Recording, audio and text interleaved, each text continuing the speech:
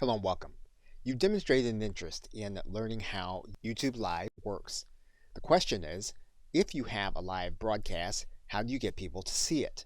Now, you may already recognize that having someone watch your live stream while also seeing all of the other videos that are going to be available suits the platform well, but may or may not suit your business or organization well. So it's necessary to look at a number of tools that you have at your disposal within YouTube as well as outside of YouTube to get the word out about your live stream.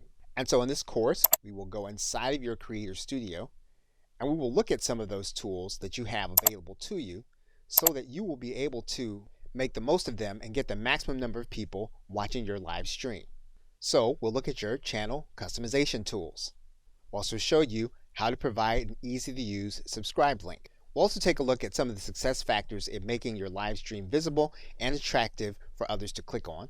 And we'll take a look at some of the enhancement tools that you can do with your video that will help you to make it more usable and widespread.